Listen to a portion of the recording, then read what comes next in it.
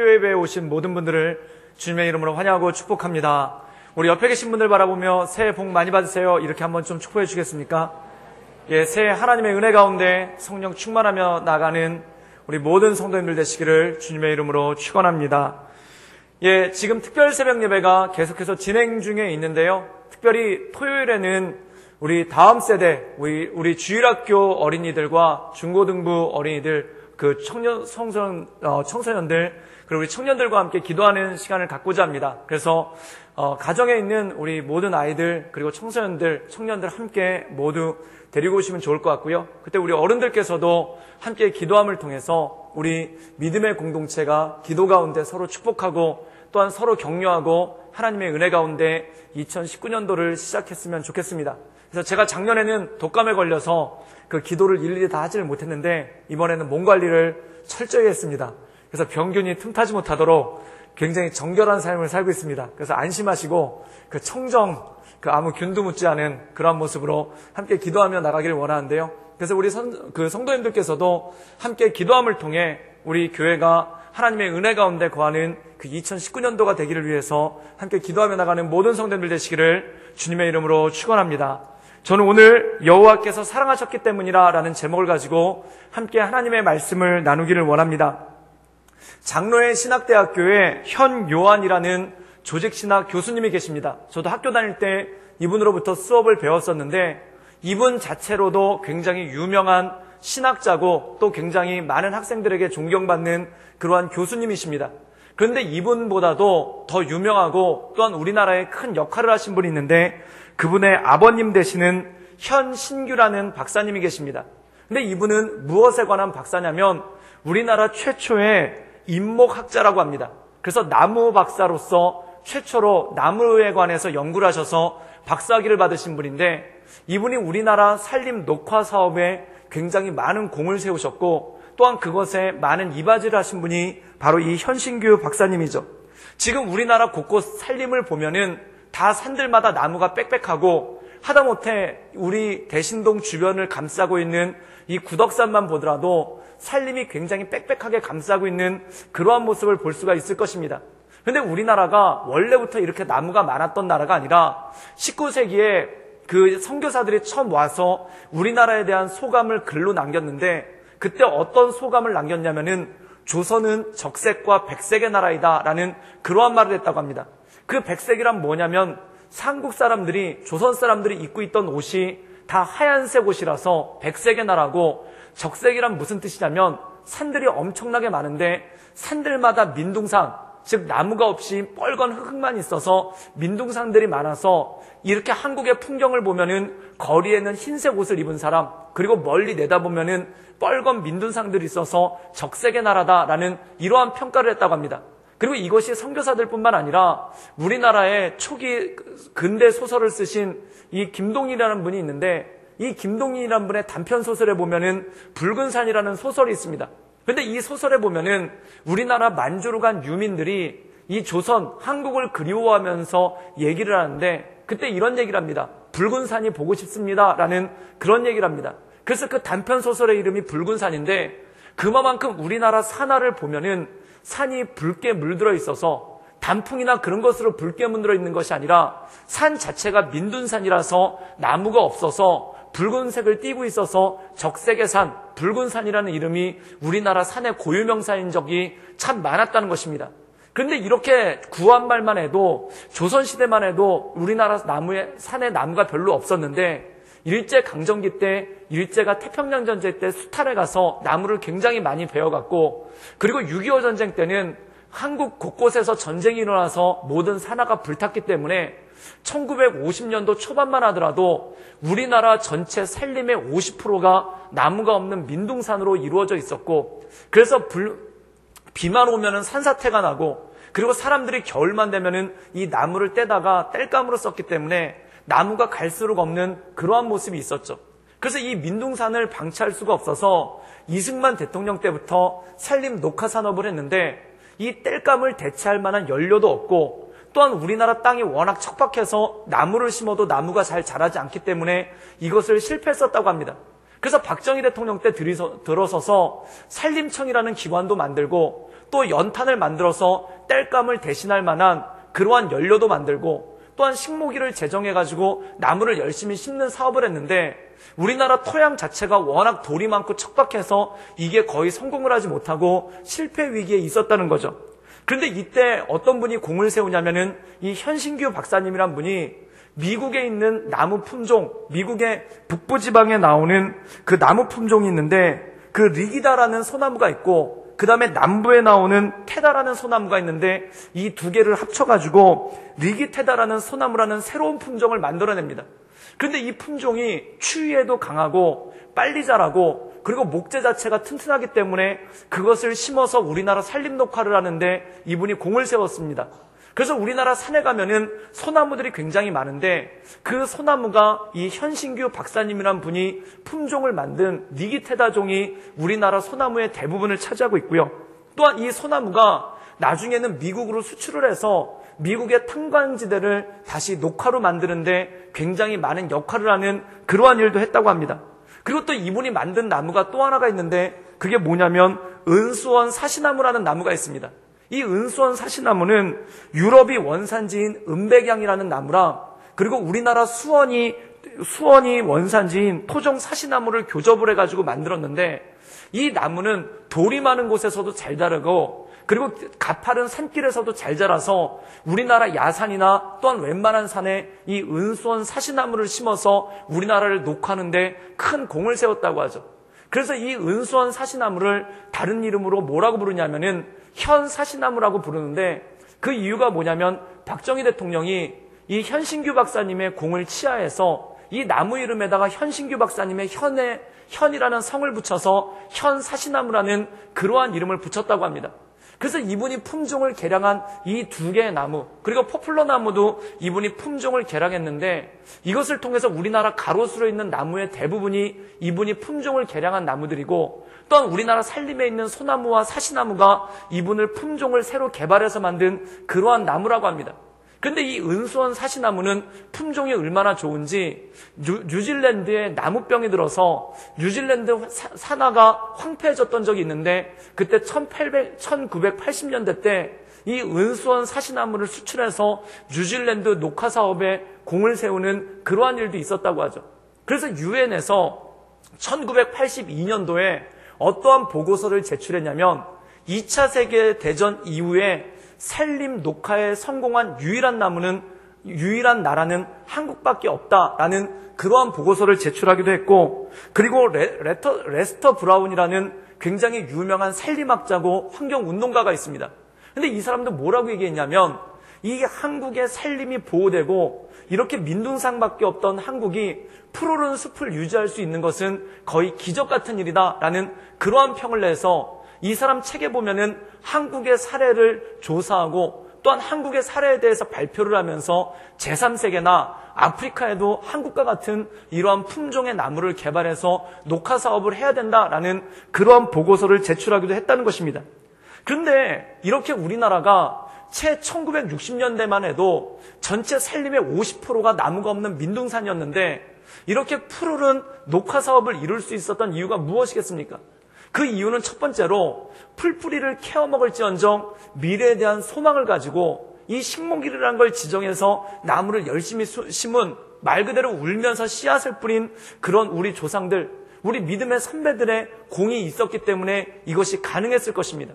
그리고 또 하나는 뭐냐면 이 현신규 박사님처럼 이 나라에 나무를 심는 것, 그 다음에 이 산림을 녹화하는 것을 소명을 가지고 나갔던 그것을 천명으로 알고 나갔던 이러한 분들이 있었기 때문에 우리나라가 이런 기적 같은 일들을 이룰 수 있었다는 것이죠. 그렇다면 이 현신규 박사님이 어떻게 이 나무 심는 것, 또한 이 나무 품종을 개발하는 것을 소명으로 여기게 됐냐면 이분이 원래는 굉장히 부잣집 아들이었다고 합니다. 그래서 어려서부터 이분 마음 가운데 꿈이 뭐였냐면은 일본으로 유학해서 철학자가 되는 것이 이분의 꿈이었다고 합니다.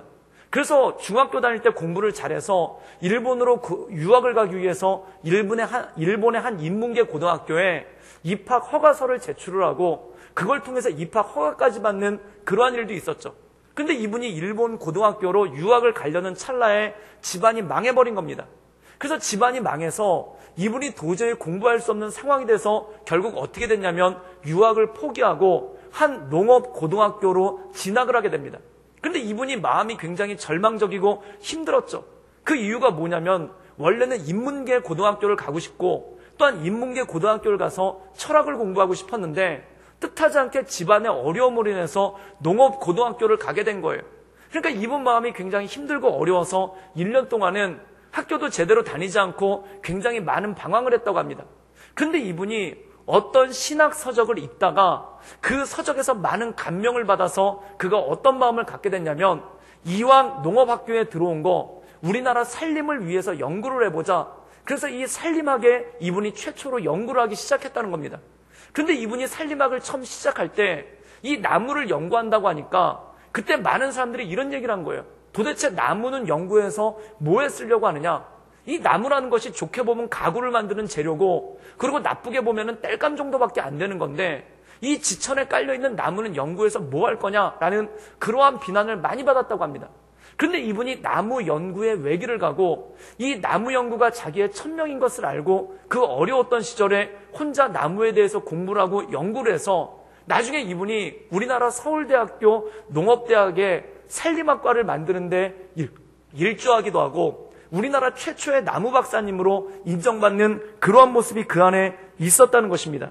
그런데 이분이 이 나무 심는 것 그리고 이 나무를 연구하는 것을 얼마나 천명으로 알았냐면은 그분이 이런 말을 남겼다고 해요. 그게 뭐냐면 조림, 나무를 심는 것이 애국하는 길이고 그리고 육림, 나무를 가꾸는 일이 애국의 결실을 맺는 것이다 라는 그러한 표를 자기 방에다 붙여놓고 이 나무를 연구하고 나무를 심는 것에 굉장히 많은 공을 들이고 자기의 일생을 바쳤다는 겁니다. 그런데 이분이 어떻게 이렇게 일생을 이렇게 바칠 수 있었냐면 그분이 읽었던 그 신학 서적의 한 구절이 바로 이 구절이었다고 해요. 그게 뭐냐면 누구든지 자신의 소명, 부르심이 무엇인가를 알고자 하고 그 소명, 부르심대로 살고자 한다면 현재 지금 자기가 처해 있는 자리에서 할 수 있는 최선을 다하는 것이 아니겠는가? 이것이 이 사람의 마음을 울리고 이것이 이분의 마음을 움직였다는 것입니다. 그래서 처음에 이 농업고등학교에 들어올 때 자기가 원해서 들어온 것도 아니고 집안이 망했기 때문에 학비를 조달할 수가 없어서 인문계 고등학교를 못 가고 이 농업고등학교를 왔는데 그 읽은 신학서적이 그의 마음을 울린 것은 뭐냐면 소명이란 무엇인가? 부르심이란 무엇인가? 바로 내가 있는 자리에서 최선을 다하면서 사는 것이 바로 하나님의 부르심이고 하나님의 소명이 아니겠는가? 그래서 이분이 그 인문계를 포기하고 기왕 농업학교에 왔으니 나무에 대해서 공부를 해보자, 살림에 대해서 공부를 해보자 라고 해서 이분이 평생을 나무에 대해서 연구하고 나무에 대해서 공부를 한 까닭에 이분이 우리나라 살림 녹화를 만들고 우리나라의 가장 황폐한 땅에 그리고 우리나라같이 황량한 땅에 가장 최적의 나무를 연구해서 심는 그러한 공을 세우는 분으로 나갔다라는 것이죠. 사랑하는 여러분, 소명이란 무엇입니까? 이분이 얘기하는 것처럼 현재 내가 처해 있는 상황 가운데 최선을 다하는 것이 소명이고 또한 부르심이란 뭐냐면 내가 원하던 원하지 않던 현재 내가 자리 잡고 있는 이 자리가 바로 하나님의 부르심의 자리다. 이것을 가지고 나아가는 것이 온전한 삶이라는 것입니다. 사랑하는 여러분, 사도 바울은 이것을 로마서 12장에서는 뭐라고 했냐면 우리의 삶으로서 하나님께 제사를 드리라. 이것이 바로 우리가 드릴 영적 예배다라고 말씀하고 있다는 겁니다. 그래서 이분이 깨달은 건 뭐냐면 가정이 힘들고 또한 공부할 수 있는 여건이 아닌데 내 가정 형편에서 할 수 있는 것 또한 내가 주어진 여건에서 할 수 있는 것 이것이 내게 주어진 소명이고 이것을 향해 나가는 것이 내 삶을 통해 하나님께 영광 올려드리는 것이고 이것이 내 삶의 예배다라는 그러한 마음을 가지고 이분이 나무 연구에 그리고 나무 심는 것에 최선을 다해서 나갔고 그리고 결국 이것이 우리나라 살림을 녹화시키고 또한 지금의 우리나라 산하를 만드는데 결정적인 공을 세울 수 있는 능력이 되었다는 것입니다. 사랑하는 여러분, 예배란 무엇입니까? 바로 하나님께서 나를 부르신 소명의 자리가 어딘 줄 알고 그곳에서 최선을 다하고 온전함으로 나가는 것이 바로 예배라는 것입니다. 그래서 예배의 자리에 있는 사람은 자기가 어떤 상황에 있든지 어떤 환경에 있든지 그곳에서 하나님을 예배하고 또한 나의 삶을 통해 하나님께 영광을 올려드리는 것, 그것이 바로 온전한 예배자의 삶이라는 것입니다. 그래서 사도 바울은 로마서에서 뭐라고 말씀하고 있냐면 너희가 먹든지 마시든지 무엇을 하든지 하나님께 영광을 위해서 하라라고 말씀하고 있습니다. 이것이 예배고 이것이 우리 삶 가운데 나간다는 것입니다. 즉 무엇을 먹든지 어떤 일을 하든지 하나님께 영광 올려드릴 수 있는 삶, 즉 내가 처해 있는 삶 가운데 최선을 다해 하나님께 영광을 올려드릴 수 있는 삶, 그것이 바로 온전한 삶이라는 것이죠. 우리가 성경을 읽다 보면은 선지자, 예언자, 제사장들이 성경을 기록한 것이 아닌 것을 보게 됩니다. 물론 선지자나 예언자들도 성경을 많이 기록하긴 했지만 이 성경에 나와 있는 사람들을 보면은 선지자나 예언자가 아닌 사람이 있습니다. 그래서 어떤 분은 그런 얘기를 하더라고요. 성경에 나와 있는 영성가들은 대부분 직장인이라는 겁니다. 그래서 그 대표적인 직장인이 누구냐면은 요셉이었다는 거죠. 이 요셉은 그의 첫 직장이 뭐였냐면 노예로서의 삶을 살지 않았습니까? 또한 다윗도 직장인이었다는 거예요. 그럼 다윗의 첫 직장은 뭐냐면 목동이라는 삶을 살았다는 것이죠. 그리고 다니엘도 역시 직장 생활을 했는데 이 다니엘의 첫 직장이 뭐였냐면 공무원 아닙니까? 또한 느헤미야가 나오는데 느헤미야의 첫 직업 역시 공무원이었다는 것이죠. 즉 이들의 삶의 자리가 뭐냐면, 그리고 성경에 나오는 아모스 선지자 역시 이 사람도 목동이었었습니다. 그러면 성경에 나오는 인물들을 보면은 우리가 보기에 어떤 제사장이나 선지자처럼 영적인 일들을 했던 것이 아니라 자기에게 주어진 삶의 자리, 어떤 사람은 노예로서, 어떤 사람은 목동으로서, 그리고 어떤 사람은 공무원으로서 자기 나름대로의 삶을 살았는데 그 삶을 통해 하나님의 음성을 듣고 또한 그 삶을 통해 하나님의 역사를 이뤄나갔던 예배의 사람들이 이 안에 있었다는 것입니다. 오늘 말씀 가운데 보면은 다윗이라는 사람이 나오는데 이 다윗이라는 사람 역시 예배의 사람이었죠. 그런데 중요한 것이 있습니다. 이 예배의 사람이었던 다윗이 예배를 떠났을 때, 그리고 예배의 삶을 살았던 다윗이 예배에서 벗어났을 때 어떠한 모습을 보이게 되는가, 그것이 바로 오늘 말씀 가운데 잘 나와 있다는 것이죠. 우리 함께 사무엘하 12장 22절에서 23절까지의 말씀을 함께 읽도록 하겠습니다. 우리 다 같이 읽겠습니다. 시작. 이른데 아이가 살았을 때 내가 금식하고 운 것은 혹시 여호와께서 나를 불쌍히 여기사 아이를 살려주실지 누가 알까 생각함이거니와 지금은 죽었으니 내가 어찌 금식하랴. 내가 다시 돌아오게 할 수 있느냐. 나는 그에게로 가려니와 그는 내게로 돌아오지 아니하리라 하니라. 오늘 말씀 가운데 보면은 다윗이 범죄하고 그 결과로 밧세바와 다윗 사이에 낳았던 아이가 죽는 장면이 오늘 말씀 가운데 나왔다는 것입니다. 우리가 잘 아는 대로 다윗은 예배의 사람입니다. 그리고 다윗의 장막이라고 얘기했을 때 그것은 예배의 장막이고, 또한 많은 사람들이 얘기하는 다윗의 길을 얘기한다는 건 뭐냐면 예배자로서의 삶, 하나님께 예배하는 삶을 살았던 것이 바로 다윗이라는 것이죠. 그래서 우리가 시편에 보면은 시편의 3분의 1 이상이 다윗의 시편입니다.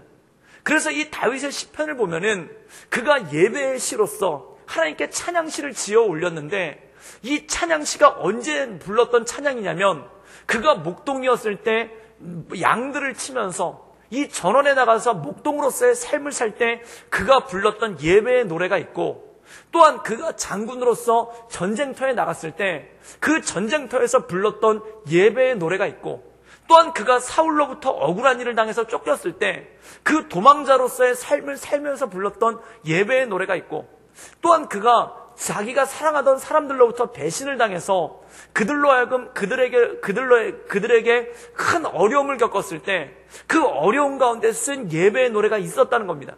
그럼 이 시편을 곰곰이 읽어보면은 다윗은 어떤 사람이었냐면 예배의 사람이었다는 겁니다. 그런데 어떤 예배의 사람이었냐면 자기의 삶을 통해서 그가 목동의 삶을 살던, 또한 그가 전쟁터에서 군인의 삶을 살던, 또는 그가 왕으로서 왕의 삶을 살던, 또한 그가 쫓기는 도망자의 삶을 살던, 또한 누구로부터 배신당해서 마음에 큰 낙심과 절망이 오던 그의 삶은 일관되게 하나님을 예배하고 예배의 자리로 나갔던 사람이 바로 다윗이었다는 것이죠. 그런데 다윗이 한 번 예배의 자리에서 벗어날 때가 있습니다. 그게 언제냐면은 우리가 잘 아는 대로 사무엘 하에 보면은 웬만한 크고 작은 전쟁들이 다 끝났습니다. 그래서 이 다윗이라는 사람이 전쟁이 있으면 그 전쟁터에 나가서 늘 전쟁에 앞장섰던 사람인데, 전쟁이 다 끝나가니까 요압과 휘하 장군들만 보내고 자기는 궁궐에 있었던 거예요. 그럼 이 사람이 궁궐에서 하나님을 예배했는가? 하나님을 찬양했는가? 그렇지 않다는 겁니다. 성경에 보면 어떤 기록이 나냐면 그가 낮잠을 잤다라는 기록이 나옵니다. 여기서 낮잠을 잔 것이 너무 피곤해서 잠을 잤다는 게 아니라 그가 예배의 자리에서 벗어났다는 거예요. 즉 다시 말해서 그가 영적인 잠을 자는 그러한 지경에 빠졌다는 겁니다. 그리고 그가 낮잠을 일어나서 한 일이 뭐냐면 자기 집 궁궐 옥상을 거닐다가 이 밧세바란 여인이 목욕하는 모습을 봤는데 그것에 마음에 유혹을 받아서 이 밧세바를 취하고, 그리고 밧세바의 남편인 우리아를 죽이는 그러한 범죄함이 그의 삶 가운데 나왔던 것을 볼 때가 있다라는 것이죠. 사랑하는 여러분, 중요한 것이 바로 이것입니다. 그가 예배의 자리에 있었을 때, 그가 하나님을 예배하는 삶을 살았을 때는 그의 삶 가운데 어떤 일이 있어도 그가 유혹을 받지 않습니다. 그리고 그가 예배의 자리에 있었을 때는 그의 삶 가운데 어떤 시련이 와도 그것에 넘어지지 않습니다. 그런데 그가 영적인 잠을 잤을 때, 그리고 예배의 자리에서 벗어나기 시작했을 때 어떤 일이 벌어지냐면 바로 유혹이 오고 죄가 그의 삶 가운데 틈을 타고 들어오는 그러한 모습이 있었다라는 것이죠. 사랑하는 여러분, 예배는 얼마나 중요한 것인가? 마치 30년 동안 밥을 하루도 거르지 않고 먹던 사람이 일주일을 밥을 안 먹으면 어떻게 됩니까? 30년 밥 먹은 게 아무 소용이 없어지는 거예요. 내가 30년 동안 밥 열심히 먹었다고 해서, 내가 일평생 밥 열심히 먹었다고 해서 일주일 굶으면 괜찮은가? 안 그래요. 이 30년을 열심히 밥을 먹었어도 일주일 굶은 것 때문에 죽을 수 있고, 또한 내가 30년을 열심히 맛있는 걸 먹고 영양가 있는 걸 먹었어도 일주일 굶은 것 때문에 쓰러질 수 있는 게, 그게 바로 사람이라는 것입니다. 사랑하는 여러분, 사람이 숨 쉬는 것도 마찬가지입니다. 내가 일평생 한순간도 빠짐없이 숨을 쉬었어도, 내가 30년 동안 한 번도 빠지지 않고 숨을 쉬었어도 지금 딱 3분만 숨을 쉬지 않으면 그 사람은 졸도하고 쓰러지게 됩니다. 그리고 죽을 수도 있다는 거예요. 예배도 마찬가지라는 겁니다. 내가 30년을 예배를 드렸어도, 그리고 내가 일평생 예배를 드렸어도 지금 이 순간 예배 자리에서 벗어나 있으면, 내가 지금 이 순간 예배 자리에서 떠나 있으면 죄가 틈을 타고 그가 쓰러지게 된다는 것입니다. 사랑하는 여러분, 30년 동안 밥을 먹고 30년 동안 하루도 안 빠지고 숨을 쉬었어도 지금 일주일 밥 안 먹고 지금 3분만 숨 안 쉬면 죽는 것과 똑같다는 것이죠.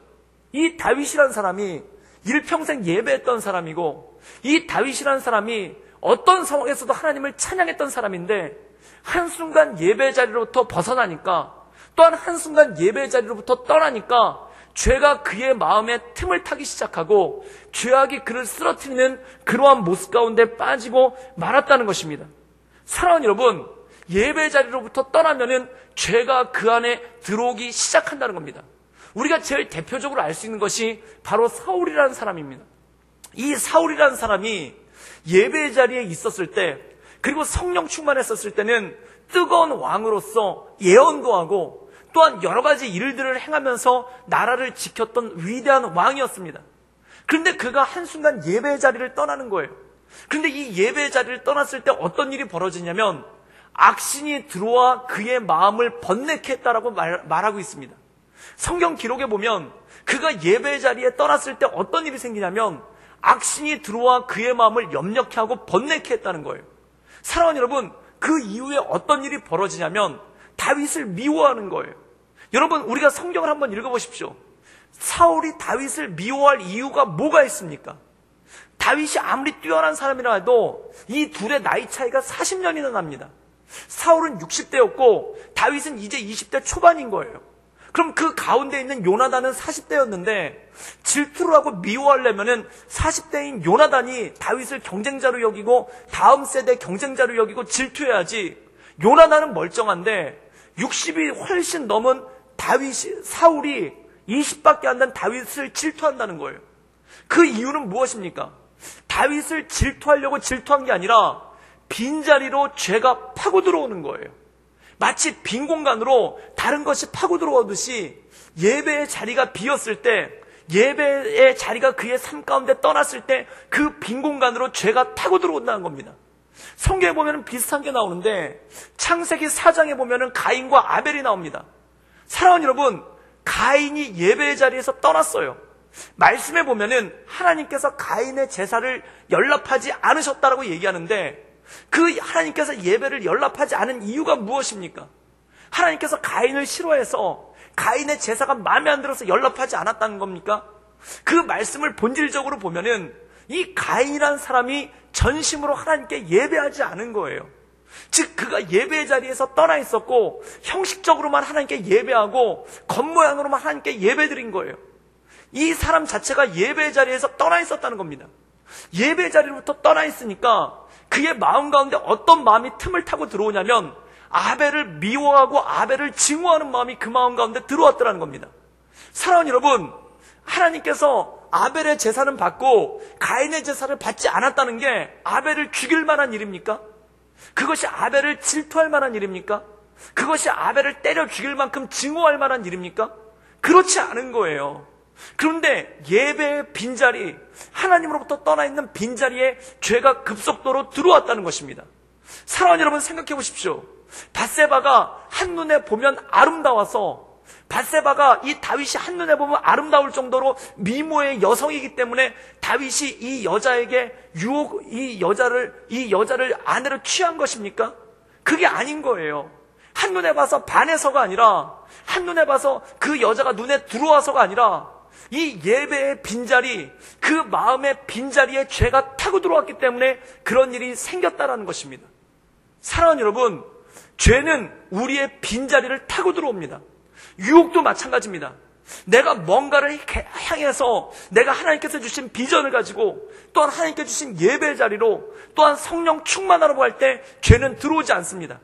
그런데 언제 죄가 들어오냐면 내 마음이 비어있을 때, 내 마음이 텅 비어있을 때, 그리고 내 마음이 예배의 자리로부터 떠나 있을 때 그 빈자리로 죄가 급속도로 빨려 들어오듯이 들어오는 거예요.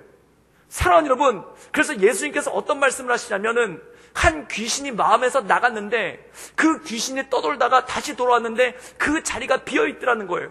그래서 자기보다 악한 귀신 7을 더 데리고 들어왔다라는 그러한 말씀이 있습니다. 죄는 어디로 들어오는가? 우리 안에 뭔가가 꽉 차 있는데 우리를 쓰러뜨리기 위해서 다가오는 것이 아니라 우리 마음의 빈자리로 들어온다는 것입니다. 그 마음의 빈자리가 무엇이겠습니까? 하나님으로부터 떠나 있는 자리, 예배로부터 떠나 있는 자리, 하나님의 말씀으로부터 떠나 있는 그 자리를 사단의 권세가, 죄의 권세가 타고 들어온다는 거예요. 사랑하는 여러분, 이 다윗이 밧세바를 보고, 다윗이 원래 여자를 좋아해서, 원래 다윗이 여자들에게 유혹을 많이 받아서, 그리고 밧세바가 이 다윗이 한눈에 반할 만큼 엄청난 미모를 가지고 있어서 그 유혹이 들어온 것이 아니라 그가 예배 자리에서 떠나 있고 그의 마음이 비어 있기 때문에 그 빈 마음으로 죄가 빨려 들어오듯이 들어오는 그러한 모습이 있더라는 것입니다. 사랑하는 여러분, 사람이 도박에 빠질 때 생각해 보십시오. 도박을 좋아하고 도박에 관심이 있어서 도박을 찾아다니다가 도박에 빠진 사람 거의 없습니다. 보통 도박에 빠지는 사람들의 특징이 뭐냐면 남들이 도박하는 거 옆에서 구경하다 빠져요. 도박에 관심이 있어서가 아니라 할 일이 없어서 어슬렁거리다가, 뭔가 할 일이 없어서 어슬렁거리다가, 그래서 어슬렁거리다 보니까 사람들이 모여서 도박을 하고 있는 거예요. 그럼 그걸 처음에는 구경을 해요. 처음에 구경을 해가지고 처음에 구경을 하고 거기서 옆에서 빈둥빈둥 거리고 있는 거예요. 그럼 어떻습니까? 보암직도 하고 먹음직도 하고 재밌어 보이기도 하죠. 그럼 도박판에 차마 끼어들질 못하니까 도박꾼들이 뭐라면 개평이라는 걸 줘요. 이 개평이 뭐냐면 도박판에 들어오라고 미끼를 던지는 거더라고요. 그러면 도박꾼들이 옆에 있다가 그 사람들한테 개평을 주는 거예요. 돈을 쥐어주면서 이 돈을 종잣돈으로 한번 도박을 해보라는 겁니다. 그러면 그 돈을 종잣돈으로, 내 돈도 아니니까 이름은 끝내야지, 그러고 들어갔다가 거기서 헤어나오질 못하고 도박에 완전히 빠져버리는 거 아닙니까? 사랑하는 여러분, 사람들이 도박에 빠질 때 특징을 보면은 할 일이 없어서 어슬렁거리다 도박에 빠져요. 할 일이 없어서 뭐 재밌는 거 없나? 할 일이 없어서 뭐 괜찮은 거 없나? 그거 보려고 어슬렁거리다가 도박에 빠져버리는 일들이 생기지 않습니까? 사랑하는 여러분, 삶이 바쁜 사람, 또한 삶 가운데 뭔가 열정을 가지고 사는 사람, 또한 삶 가운데 뭔가 꿈을 가지고 나가는 사람은 절대 도박에 빠지지 않습니다. 그럼 어떤 사람이 도박에 빠지는가? 뭘 해야 될지 모르는 사람, 그리고 내 삶 가운데 뭐를 목표로 삼아야 될지 알지 못하는 사람, 이런 사람들이 어슬렁거리다가 도박하는 거에 관심을 가지고 그것이 마음에 들어서 그것이 마음을 쑥 뺏어가는 그런 일들이 생긴다는 겁니다. 사랑하는 여러분, 청소년들이 게임에 빠지는 것도 똑같아요. 뭔가 자기의 삶 가운데 열정이 있고 뭔가 자기 일을 향해서 나가는 청소년들은 절대 게임에 빠지지 않습니다. 그럼 누가 게임에 빠지냐면, 뭘 해야 될지 알지 못하는 사람, 뭘 해야 될지 알지 못하니까 컴퓨터 뒤적거리고 이 스마트폰 뒤적거리다가 그 게임의 유혹에 들어가는 거예요. 처음에는 무료 게임부터 시작하죠. 처음에는 무료 게임부터 시작하다가 거기서 하나하나 깊이 들어가는 그러한 모습이 생기기 시작하는 겁니다. 사랑하는 여러분, 거기서 깊이 들어가는 거예요. 제가 한번 게임을 해본 적이 있는데 이 게임의 유혹이 대단해요. 처음에 무료 이렇게 써 있어요. 그래서 들어가요. 그럼 거기서 막 악당들이 나타나서 총을 쏘는데요, 조금 있다 괴물들이 나와요. 근데 내가 가지고 있는 공짜 총으로는 아무리 쏴도 안 죽어요. 그럼 옆에 이렇게 화면이 떠요. 새 총을 사십시오. 하나에 $1. 이 총을 사면 한 방이면 죽습니다. 그래서 $1를 결제하고 그 총을 사요. 그래서 막 쏘면 괴물들이 죽어요. 그럼 막 재밌게 놀고 있는데 갑자기 더 큰 괴물들이 나타나요. 그러면 그 총을 쏴도 안 죽어요. 그럼 그 옆에 뭐라고 나오냐? 황금 총알을 사세요. 그건 $5. 그래서 황금 총알을 사가지고 그걸로 쏘다 보면은 어느새 나도 모르게 돈을 엄청나게 결제를 하고 있는 거예요. 마치 그거가 똑같다라는 겁니다. 죄가요, 뭔가 할 일이 있는 사람, 뭔가 열정을 가지고 사는 사람, 뭔가 내 삶 가운데 사명을 가지고 사는 사람한테는 죄가 안 들어와요. 그런데 어떤 사람한테 들어가는가? 뭘 해야 될지 몰라서 어슬렁거리는 사람한테 그 빈틈을 차고 죄가 들어오는 그러한 일이 생기기 시작하더라는 것입니다. 사랑하는 여러분, 죄의 유혹이 있기 때문에 죄에 넘어가는 것이 아니라 내 마음이 비었기 때문에 죄가 타고 들어오는 것입니다. 내가 열심히 예배드리고 있고, 내가 열심히 하나님 말씀 가운데 살고 있고, 내가 열심히 하나님의 사명에 따라 살고 있는데 죄가 들어와서 나를 넘어뜨리는 게 아니라 내 마음 가운데 뭔가 빈 마음이 생겼을 때, 경건의 모양은 있으나 경건의 능력이 없을 때, 예배는 드린 것 같으나 예배의 능력이 없을 때, 기도는 하는 것 같으나 기도의 능력이 없을 때, 말씀은 보는 것 같으나 말씀을 주야로 묵상하지 않고 말씀 가운데 깊이 들어가지 못할 때 마음에 빈 마음이 생기는 거예요. 그럼 그 빈 마음을 죄가 파고 들어온다는 것입니다. 사랑하는 여러분, 우리가 세상을 살 때 갑자기 마음이 예민해질 때가 있습니다. 별거 아닌 일에 화가 나고, 별거 아닌 일에 상처받고, 별거 아닌 일에 마음이 안 좋아질 때가 있어요. 그리고 별거 아닌 일에 마음이 꽁해질 때가 있어요. 그럼 왜 그럴까요? 그 이유는 뭐냐면 내 마음 가운데 빈 마음이 있어서 그것을 타고 들어온다는 것입니다. 내 주변 사람들이 나한테 함부로 하기 때문에, 내 주변 사람들이 나한테 상처 주는 말을 주기 때문에 내가 상처를 받고 그것에 넘어지고 쓰러지고 시험에 드는 게 아니라 내 마음이 비어있기 때문에, 내 마음에 틈이 생겼기 때문에, 내 마음이 예배 자리로 나가지 못하기 때문에 그게 마음 가운데 급속히 빨려 들어오는 그러한 모습이 있다라는 거예요. 사랑하는 여러분, 부부싸움 할 때 생각해 보세요. 또한 가족들끼리 다툴 때 생각해 보세요. 처음에는 별거 아닌 일로 생각해요. 처음에 부부관계가 좋고 가족들 간의 관계가 좋으면 별거 아닌 일이라서 웃어넘기는 일이에요. 별거 아니라서 하룻밤 지나면 다 까먹는 일이에요. 그런데 어느 날 별거 아닌 일 가지고 톡 쏘아붙일 때가 있고, 또한 별거 아닌 일 가지고 예민하게 반응할 때가 있어요. 왜 그럴까요? 내 가족이 나한테 예의 없기 때문에 그렇습니까? 내 가족이 내 마음 가운데 상처를 줬기 때문에 그렇습니까? 그게 아니에요. 내 마음 가운데 뭔가 빈 마음이 있기 때문에 그 빈 마음으로 죄가 타고 들어오더라는 겁니다. 사랑하는 여러분, 사람을 미워하는 데는 이유가 없어요. 사람을 증오하는 데는 이유가 없어요. 사람이 상처받는 데는 이유가 없어요. 사람의 마음이 낙심하는 데는 이유가 없어요. 그냥 낙심하는 거예요. 그냥 상처받는 거예요. 그냥 마음 가운데 화가 나는 거예요. 왜 그럴까요? 마음 가운데 비어있기 때문에 그렇다는 것입니다. 사랑하는 여러분, 건강한 사람은 면역체계가 있기 때문에 바이러스가 몸에 아무리 많이 묻어있어도 감기나 독감에 걸리질 않습니다. 그러나 몸이 연약해지면 면역체계가 깨지기 때문에 별것도 아닌 바이러스에 몸이 앓고 별것도 아닌 바이러스에 사람이 쓰러지게 되는 거예요. 그것과 마찬가지라는 것입니다. 내 주변에 나를 상처 주고 내 주변에 나를 힘들게 하는 사람들이 많아서 내가 쓰러지고 상처받고 넘어지는 것이 아니라 내가 예배의 자리로부터 떠났기 때문에, 내가 하나님으로부터 기도의 자리로부터 떠났기 때문에, 내가 하나님의 말씀의 자리로 떠났기 때문에 별거 아닌 것처럼 흘려들리는 말이 마음을 후벼파는 것 같고 별거 아닌 것 같은 것들이 내 마음에 가득 박히는 그러한 모습이 있다는 것입니다. 사랑하는 여러분, 다윗이 여자를 한두 번 봤겠습니까? 다윗이 그의 일평생 밧세바보다 더 매력적인 여성을 본 적이 없었겠습니까? 그런데 밧세바를 받은 순간 그가 유혹에 빠진 거예요. 그 이유는 뭘까요? 밧세바가 특출나게 아름답거나 밧세바가 특출나게 매혹적이라서가 아니라 그의 마음 가운데 빈 공간이 생기니까, 그의 마음 가운데 예배의 빈자리가 생기니까 죄가 그 안을 타고 들어오는 그런 일들이 생기기 시작하더라는 것입니다. 사울도 마찬가지입니다. 왜 이렇게 다윗을 증오하고 왜 이렇게 다윗을 죽이려고 했을까요? 다윗이 진짜 그에게 상처를 주고 다윗이 진짜 사울왕을 모욕해서가 아니라 그가 예배의 자리를 떠났을 때 그 빈 마음 가운데 이 죄가 급속하게 빨려 들어오는 거예요. 사랑하는 여러분, 우리가 살다 보면은 이런 일을 겪을 때가 있습니다. 뭐 저런 일에 상처를 받나? 뭐 저런 일에 낙심을 하나? 뭐 저런 일에 마음 상하나? 그럴 때도 있습니다. 근데 가만히 보면은 그 이유가 무엇인가? 내 마음의 영적 면역력이 약해져 있는 거예요. 그 영적 면역력이 약해져 있는 이유가 무엇인가? 곰곰이 살펴보면, 곰곰이 따져보면 그 이유가 뭐냐면 내가 예배의 자리로부터 떠나 있을 때, 하나님으로부터의 온전한 친밀감으로부터 떠나 있을 때 그 빈자리를 죄가 타고 들어온다는 것입니다. 사랑하는 여러분, 예배에 빈자리가 생기면 마음이 공허해지고, 마음이 공허해지면 어떤 일이 생기냐면 죄를 향해서 자꾸 기웃거리는 그러한 모습이 생긴다는 겁니다. 그래서 이런 말 하죠. 울고 싶은데 뺨 때려준다는 말이 있죠.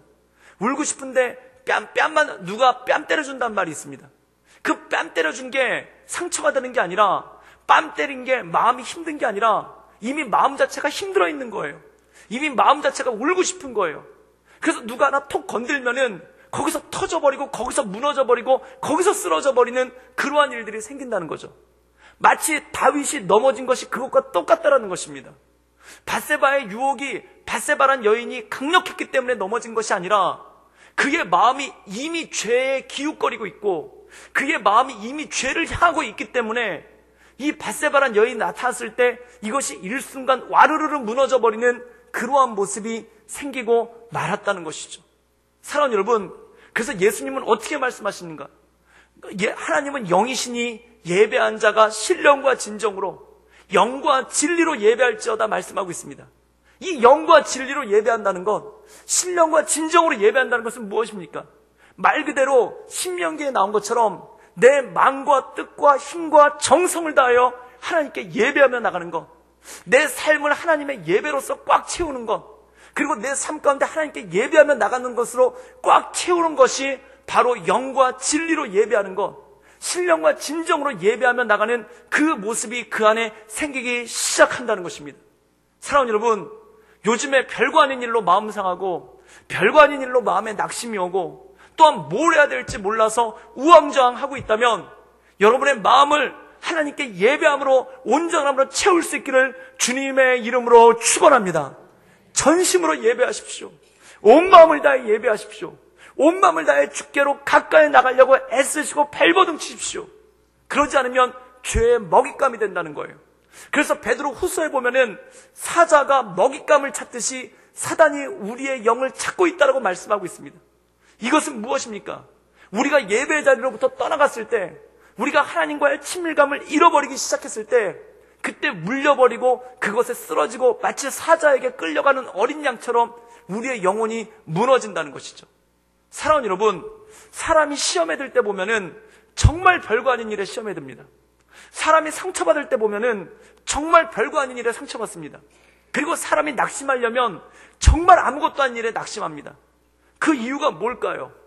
그 상처가, 그 상처받을 만한 일이, 그 낙심할 만한 일이 강력해서가 아니라 이미 내 마음 가운데 상처받을 준비를 하고 있고, 내 마음 가운데 낙심할 준비를 하고 있고, 내 마음 가운데 이미 시험될 준비를 하고 있기 때문에 그런 거예요. 그럼 언제 그렇게 되는가? 예배의 자리를 잃어버릴 때 그러한 모습에 가게 된다라는 것이죠. 그렇다면 이것을 회복하는 것은 무엇인가? 우리 함께 사무엘하 12장 24절과 25절의 말씀을 함께 읽도록 하겠습니다. 우리 다 같이 읽겠습니다. 시작. 다윗이 그의 아내 밧세바를 위로하고 그에게 들어가 그와 동침하였더니 그가 아들을 낳음에 그의 이름을 솔로몬이라 하니라. 여호와께서 그를 사랑하사 선지자 나단에게 보내 그의 이름을 여디디아라 하시니 이는 여호와께서 사랑하셨기 때문이더라. 오늘 말씀 가운데 보면은 솔로몬이 등장합니다. 그리고 이 솔로몬의 다른 이름이 뭐냐면 여디디아인데, 이 여디디아의 뜻은 여호와께 사랑을 입은 자, 여호와께서 사랑하시는 자라는 그러한 뜻이 그 안에 있다는 거죠. 그럼 이것은 무슨 뜻입니까?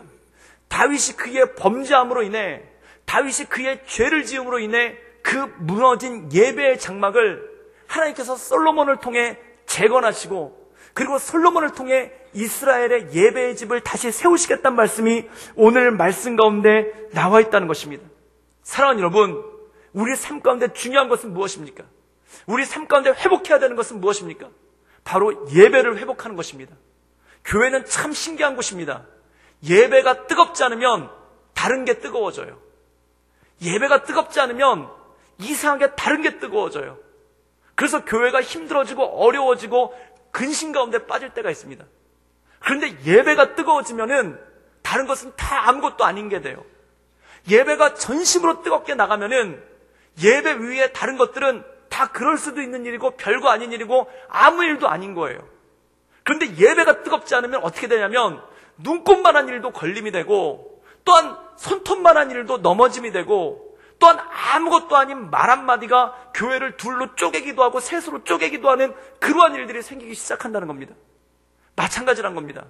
내 인생 가운데 예배가 뜨겁지 않으면 다른 것이 뜨거워지는 거예요. 내 인생 가운데 예배의 열정을 가지고 나가지 않으면 다른 허탈한 것들을 향해서 나가게 되는 거예요.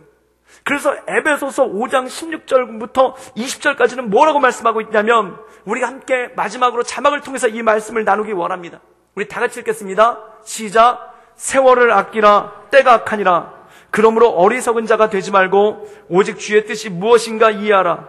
술 취하지 말라. 이는 방탕한 것이니 오직 성령으로 충만함을 받으라.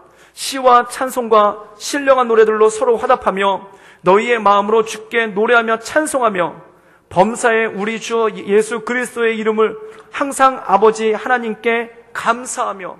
오늘 말씀에 보면은 두 가지를 대조적으로 설명하고 있는데, 술 취함과 성령 충만함을 대조적으로 말씀하고 있어요. 이건 무슨 뜻입니까? 성령 충만하지 않으면 술 취한다는 거예요. 성령 충만하지 않으면 세상 것에 취한다는 거예요. 성령으로 인해 뜨겁지 않으면 죄로 인해 뜨거워진다는 거예요. 사랑하는 여러분, 저는 우리 구덕교회가 예배는 뜨겁고 나머지는 차가울 수 있기를 주님의 이름으로 축원합니다. 예배가 뜨겁지 않으면 다른 것들이 뜨거워지는 거예요. 예배가 뜨겁지 않으면 그냥 넘어가도 좋을 만한 것들이 뜨거워지는 거예요. 성령 충만하지 않으면 술에 취하는 것처럼, 성령에 사로잡히지 않으면 죄에 사로잡히는 것처럼, 그리고 죄에 사로잡혀서 세월을 낭비하는 것처럼. 세월을 낭비한다는 뜻은 무엇입니까? 내 인생 가운데 무엇을 해야 될지 알지 못한다는 거예요. 내 인생의 비전이 뭔지를 알지 못한다는 거예요. 내 삶을 통해 주님께서 주신 것이 뭔지를 모른다는 거예요. 그러니까 술 취함에 기웃거리고 죄에 기웃거리는 그러한 삶을 살게 된다는 것입니다. 마찬가지입니다. 하나님은 우리를 통해서 예배받기를 원하십니다. 소요리 문답 1번에 나옵니다. 사람의 창조 목적이 무엇인가? 사람을 통해 찬양받기 위해서. 사람이 찬양하지 않으면, 사람이 예배 가운데 뜨겁지 않으면, 찬양 가운데 뜨겁지 않으면, 기도 가운데 뜨겁지 않으면, 말씀 가운데 뜨겁지 않으면 죄악된 것에 뜨거워진다는 겁니다. 미움 가운데 뜨거워진다는 겁니다. 증오 가운데 뜨거워진다는 겁니다. 음란 가운데 뜨거워진다는 것입니다. 사랑하는 여러분, 저는 우리 민족이, 또한 우리 민족의 교회가, 우리 한국교회가 성령 충만하여 뜨거운 예배 가운데 나가는 그러한 교회가 되기를 주님의 이름으로 축원합니다. 예배가 뜨겁지 않으니까 다른 게 자꾸 뜨거워져요. 예배 가운데 온전함으로 뜨거움으로 나가지 못하니까 다른 것들이 뜨거워지고 허탈한 것들이 뜨거워지고, 그리고 우리를 낙심시키는 것들이 뜨거워지지 않습니까? 사랑하는 여러분, 저는 2019년도 우리 구덕교회가 하나님의 말씀 가운데 온전함으로 서는 교회 될 수 있기를 주님의 이름으로 축원합니다. 예배하는 교회, 예배가 뜨거운 교회. 그 예배가 뜨겁다는 것은 여러 가지 의미가 있겠지만 모든 교인들이, 모든 성도들이 온 힘과 뜻과 정성을 다해 주님께 예배하는 것, 그것을 최우선순위로 둔다는 거예요. 저는 저를 포함해서 우리 모든 목회자들을 포함해서 우리 모든 중직자들과 한정직을 포함해서 우리 영유아부 어린이들까지 청년부까지 모두가 주 앞에 뜨겁게 예배드릴 수 있기를 주님의 이름으로 축원합니다. 그래서 예배에 감동이 있고 예배에 눈물이 있고 우리가 온전함으로 예배 가운데 엎드리는 교회, 그 공동체가 될 때 죄가 떠나가게 되는 거예요. 가끔 지내다 보면 이런 게 있어요. 이런 것도 상처가 될 수 있나? 이것도 시험이 될 수 있나? 근데 상처가 된다는데 어떻게 해요? 시험이 된다는데 어떻게 해요? 낙심이 된다는데 어떻게 해요? 사랑하는 여러분, 이런 말 한마디에 상처가 되고 낙심이 돼서 말을 조심하려고 시작하면은 세상에 아무 말도 할 게 없습니다. 그리고 또 아무 말도 안 하면은 말 안 한다고 또 그게 상처가 돼요. 왜 말 안 하세요? 사랑하는 여러분, 모든 게 걸리는 거예요. 마치 몸에 면역력이 없으면은 조그만 바이러스 하나에도 감기가 걸리고 콜록거리고 몸에 염증이 생기듯이 내가 예배 가운데 온전함으로 나가지 않으면 모든 것이 걸림이 되고 모든 것이 시험이 되고 모든 것이 넘어지게 된다는 거죠. 그럼 삶이 회복될 때, 예배가 회복될 때 어떤 일이 생기는가? 삶이 회복된다는 거예요. 내 삶을 통해 주님께서 주시는 비전 가운데 나갈 수 있다는 거예요. 그것이 무엇인가? 이 현 박사님이 그렇게 말씀하신 것처럼 내가 주어진 부르심이란, 소명이란 무엇인가? 지금 현재 내가 처해 있는 상황 가운데 최선을 다해 하나님께 영광 올려드릴 수 있는 것, 그러한 삶을 살아갈 수 있다는 것입니다. 사랑하는 여러분, 저는 우리 모든 성도가 그러한 삶을 살아갈 수 있기를 주님의 이름으로 축원합니다. 내게 주어진 소명, 내게 주어진 부르심, 소명과 부르심은 무엇입니까? 멀리 나가는 것이 아니라, 먼 곳을 향해 나가는 것이 아니라 지금 나에게 처해진 상황 가운데, 지금 내 눈앞에 처해진 상황 가운데 최선을 다해 주님께 거룩한 산제사를 드리며 나가는 것, 그것이 바로 예배고 그것이 바로 비전이라는 것입니다. 사랑하는 여러분, 저는 우리에게 그러한 능력이 있기를 주님의 이름으로 축원합니다. 그렇기 때문에 그 어려운 때, 그 힘들었던 때, 그 눈물 나던 때, 그 풀뿌리를 캐맸던 그때 나라와 민족을 위해 이 현 박사님 개인적으로 이분이 복을 받았을 뿐만 아니라 제가 깜짝 놀랐는데 이분이 5남매를 키웠는데 그 5남매가 다 서울대학교를 갔더라고요. 그리고 현요한 교수님도 서울대학교 응용물리학과를 다니시다가 서울대학교를 자퇴를 하고 장로의 신학대학교 신학교에 들어갔다가 거기서 공부를 하셔가지고 미국 프린스턴에서 공부하시고 박사학위를 받으셨더라고요. 가문의 복이더라고요. 사랑하는 여러분, 물론 서울대 가는 게 다 가문의 복은 아니겠죠. 그러나 이 아버지, 어렸을 때 집안이 망하고 그 꿈이 좌절됐지만 그 좌절된 꿈을 가지고 내가 처해진 삶 가운데 최선을 다해서 나갔던 그 한 명의 아버지의 믿음을 통해 이 아버지도 소명의 삶을 살았고 그 자녀들도 복을 받고 그리고 더 나아가 우리 민족이 복을 받는 놀라운 역사가 생기지 않았습니까? 사랑하는 여러분, 저는 우리가 그렇게 쓰임받기를 주님의 이름으로 축원합니다. 내게 주어진 그 조건 가운데, 내가 처해진 그 상황 가운데 하나님께 삶의 예배를 드리며 나갈 수 있는 것, 이것이 바로 예배자의 삶, 이것이 바로 하나님께서 우리를 부르신 그 부르심의 삶 가운데 나가는 소명의 삶이라는 것입니다. 예배는 소명입니다. 예배는 부르심입니다. 그리고 이 예배는 이 공적인 예배뿐만 아니라 내 삶 가운데 처해진 모든 상황 가운데 주님을 높이며 나가는 것, 이 모든 것이 예배라는 것이죠. 저는 저를 포함해서 우리 모든 성도님들이 이 예배 가운데 뜨거울 수 있기를 주님의 이름으로 축원합니다. 하나님은 영이시니 예배한 자가 영과 진리로 신령과 진정으로 온 마음과 온 정성을 다해 예배할지어다. 그 예배하며 나갈 때 하나님의 영광이 나의 삶 가운데, 내 가족들 가운데, 그리고 교회 가운데, 그리고 더 나아가 나라와 민족 가운데 있기를 주님의 이름으로 축원합니다. 함께 기도하시겠습니다. 이 시간 함께 기도하며 나가기 원하는 것은, 만약 요즘 내가 뜻하지 않게 낙심되는 일이 많고, 내가 뜻하지 않게 시험되는 일이 많고, 또한 내가 뜻하지 않게 상처받은 일이 많다면, 또한 내 삶 가운데 뭔가 죄악된 것에 자꾸 기웃거리고 있다면, 그것은 죄의 유혹이 커서가 아니라, 또한 나에게 상처 주는 사람들이 강력해서가 아니라 내가 너무 약해져 있기 때문입니다. 왜 약해졌는가? 예배에 빈자리가 생긴 거예요. 예배에 빈틈이 생긴 거예요. 그래서 죄를 기웃거리게 되고, 죄가 내 삶 가운데 빨려 들어오게 되고, 그리고 아무것도 아닌 말들이 엄청난 상처로 내 마음 가운데 빨려 들어올 때가 있더라는 것입니다. 이 시간 함께 기도하기 원하는 것은, 주님, 내가 온전한 예배자로 나가게 하여 주시옵소서. 예배 가운데 내 전심을 다하여 주께 예배하게 하시며, 또한 내 삶 가운데 예배자가 되게 하셔서 내 삶을 거룩한 산제사로 주께 올려드리게 하여 주시옵소서.